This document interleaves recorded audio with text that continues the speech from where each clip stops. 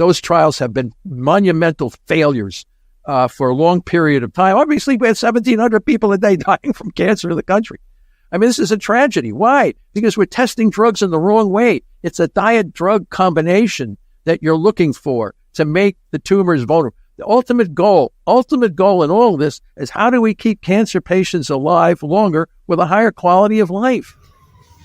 Yeah, hello everyone.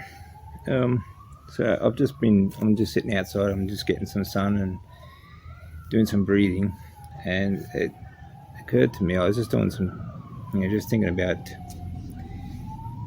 what happens when you get diagnosed with a cancer.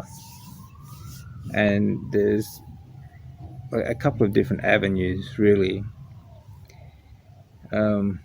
Depending on where you are at, what stage you're at, what kind of cancer you get. Usually, sometimes if it's not so aggressive, or it's not so progressed like mine was, they might give you like a wait and see sort of kind of, okay, we'll do a follow-up test in 6 months sort of thing, which can be good because it gives you an opportunity to do a bit of research on the type of cancer, and it also gives you an opportunity to sort of take things into your own hands, make a few lifestyle changes, and maybe research what's going to help you get through treatment if in the future you may need it, or maybe help you prevent having to need any treatment. But in the other case, sometimes they rush you in. Like for me, it was like test one day and then the next day I was in hospital. When you're very high stage 4, or if you have an aggressive type of cancer, then they will get you in as soon as possible, and it's kind of like just sign the dotted line and in you go sort of thing. We'll take care of the rest. But either way,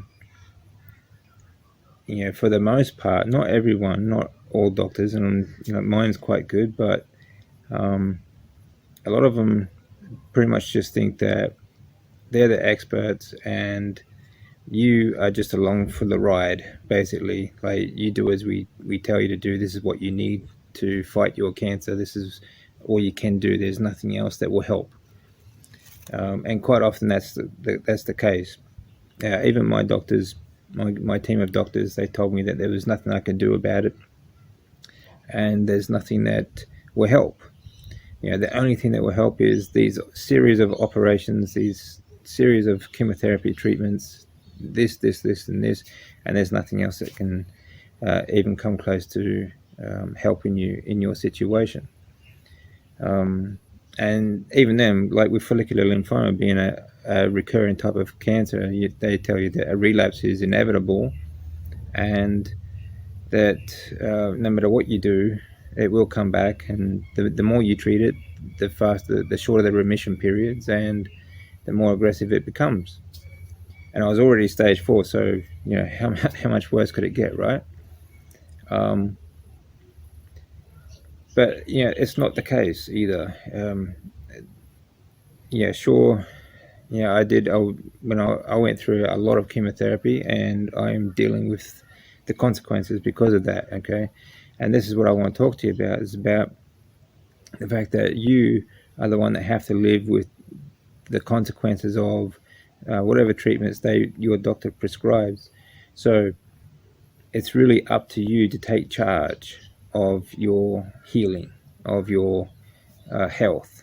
Okay, even if you think you're doing everything right. I mean, I did beforehand. Before I was diagnosed, I thought I was doing everything right. I was fit. I was healthy. Well, I thought I was healthy, but I was very fit. I was lean. So I thought I was healthy. How could a lean, fit athlete be sick? So it's not always about. It's not just about obese people getting sick either. Okay. But we can go into the causes another time, which I do talk about often. And actually, tomorrow I'll be uploading another video for that. But the treatment itself, even if you do go through chemotherapies, you can still give yourself a better chance of surviving those chemotherapies if you take your health into your own control, take control of your health and what you eat and when you eat and things like that. So, like most people who have been listening to my story, they know that I use a high-fat carnivore diet and with fasting, and I do have several life hack videos which you guys can check out, especially like I've just finished doing today and still doing, because I'm sitting on the ground, I'm grounding, I'm getting natural sunlight, which helps my body clock, which helps my hormone production. Okay. And these are things that you can do that don't cost anything really. And to be honest, everything that I do is actually cheaper than what I used to do. I don't buy any supplements anymore, except for Cerule products, which that is a different product altogether, and that's something different. Nutraceuticals, but the only other thing is I don't take supplements, I don't take any medications. And but what I do is get my trying to get my lifestyle as natural as possible. So my deep breathing, my grounding, my sunlight, and I'll block blue light after dark and as much as I can. And but if you go through those hack videos, there's a bit more information on that. But the thing is, you need to take action. Now, whether you follow your doctor's advice or not, whether you go through the chemotherapy, the standard of care or not, and I'm not telling anyone to avoid that or to stop, to not take these treatments, because they have, or they can help, but if you can avoid it, then all the better. Like I said, I am dealing with a lot of side effects because of heavy dose chemotherapy, including gut, esophageal health, all internal organs and that sort of stuff. But the thing is, your recovery is up to you. All right. When the doctors tell you that there's nothing you can do about it, it's because they don't know. It's because they don't know anything about nutrition. They don't know anything about mitochondrial health. And so what I'm trying to say is that whether you go through treatment or not, whether you're at the stage where you are just waiting and seeing, or if you are maybe in the future may need treatment or not, there are ways you can avoid it. There are ways that you can improve your situation. So, like fasting before treatment and eating a low deuterium diet, high fat diet like I do, these are things that help while going through treatment to help you recover as fast as possible from the treatments.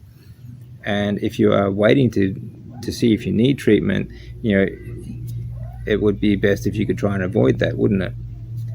But the thing is to take action, because once you are in the medical system, you are trapped. You are trapped in the medical system, okay? And they do not want to let you go. They want to keep you there. They want to keep you in the medical system as long as they possibly can, because they want return customers.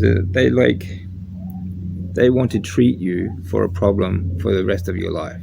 That's what the medical system is. It's an industry that is built on treatment of rather than cures. Okay, so this honestly, I could talk about this for a long time, but I'm just trying to get to the point where I just want you to understand that if you can take action now.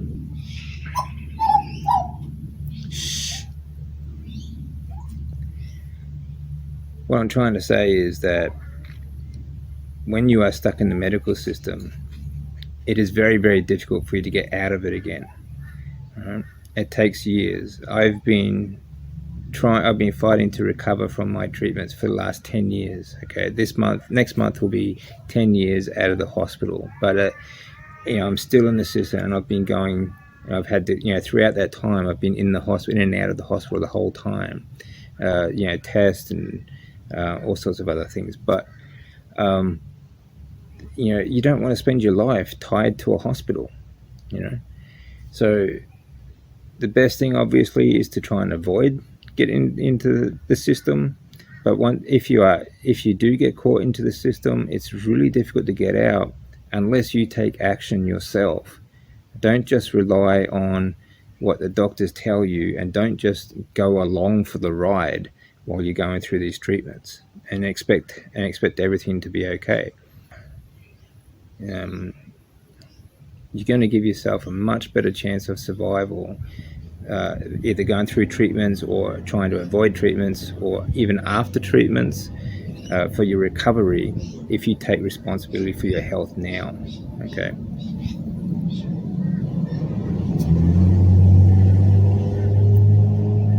Anyway, guys, we can talk more about this. If you have any questions, I'll leave it there today, and I hope you all have a great day, and try to get some natural sunlight, grounding, and live your best days.